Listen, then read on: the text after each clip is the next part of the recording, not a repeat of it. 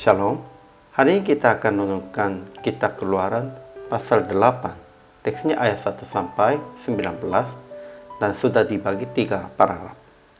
Paragraf yang pertama ayat 1 sampai 7. Kata-kata bermuncul meliputi tanah Mesir. Tetapi para ahli itu pun membuat yang demikian juga dengan ilmu-ilmu mantra mereka. Paragraf yang kedua ayat 8 sampai 15. Firaun memanggil Musa dan Harun dan memohon akan berdoa kepada Tuhan supaya dijauhkannya kata-kata itu daripada Mesir. Dan dia janjinya bahwa akan membiarkan bangsa Israel pergi. Paragraf yang ketiga ayat 16 sampai 19. Debu tanah menjadi nyamuk di seluruh tanah Mesir. Tetapi para ahli Firaun tidak dapat demikian. Jadi mereka berkata kepada Firaun, inilah tangan Allah.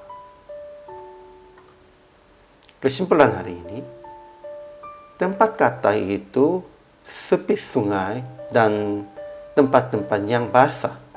Tetapi kata-kata keluar dari sungai Nil dan masuk ke istana, kamar tidur, pembakaran roti, dan sampai tempat adonan. Hanya pindah tempat mereka saja menjadi tulah. Sebab situasi ini cukup mengganggu Firaun. Dia berkata, berdoalah kepada Tuhan supaya dijauhkannya kata-kata itu daripadaku. Dan dia janjikan yang akan membiarkan bangsa itu pergi untuk mempersembahkan korban kepada Tuhan. Tetapi sesudah beres, ia tetap berkeras hati. Jadi, Harun memukulkannya ke debu tanah dengan tongkatnya. Maka nyamuk-nyamuk itu hingga pada manusia dan pada binatang. Para ahli itu kepada Firaun, inilah tangan Allah. Tetapi hati Firaun berkeras dan tidak mau mendengarkan mereka. Ajaran tentang Allahnya. Pertama, Tuhan berfirman kepada Musa akan pergi kepada Firaun supaya berkata, biarkan umat Tuhan. Tetapi kalau Firaun menolak, ia janji akan memuncul kata-kata dimanapun tanah Mesir. Kedua, setelah Musa dan Harun keluar meninggalkan Firaun yang janji akan membiarkan orang Israel itu, Musa berseru kepada Tuhan karena kata-kata, dan Tuhan melakukan seperti yang dikatakan Musa, sehingga kata-kata itu mati lenyap. Ketiga, tetapi ketika menjadi terasa kelegaan, Firaun tetap berkeras hati sehingga Tuhan berfirman akan memukulkan debu tanah.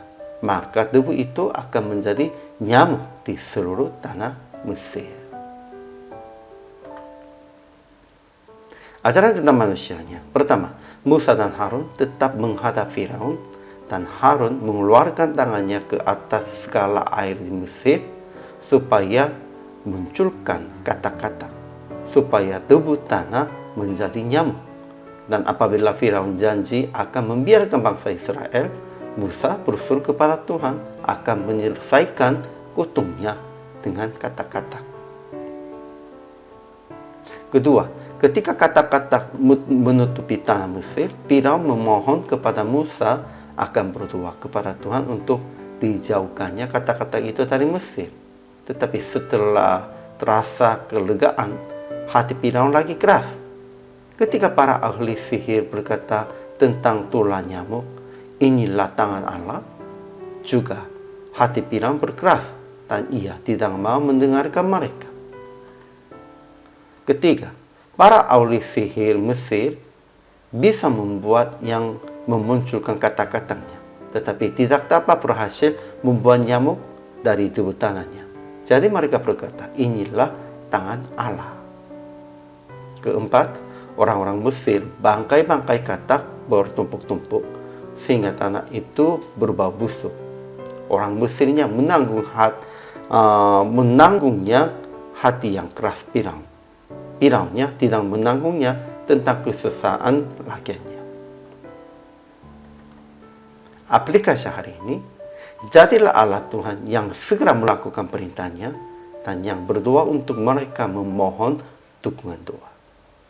Kedua, usaha supaya membuat hati lemah lembut untuk mendengarkan perintah Tuhan dan untuk mendengarkan keluhan orang-orang. Ketiga, jangan berkata di depan Tuhan, aku juga bisa. Tetap melendahkan diri dan hanya memohon pertolongan Tuhan saja. Janganlah berpikir, aku juga bisa. Keempat, jangan membiarkan jemaat, anggota di dalam kesulitannya, usaha supaya menolong mereka. Inilah kewajiban semua pemimpinnya. Akhirnya PR praktik hari ini, tetap mengaku tangannya yang kuat di dalam segala hal dan melakukan sesuai dengan kehendak Tuhan dengan kekuatan dari Tuhan dalam renungan dan dalam doa. Inilah semua kewajiban tanggung jawab hamba Tuhan. Hari ini juga selama melayani, Tuhan Yesus memberkati.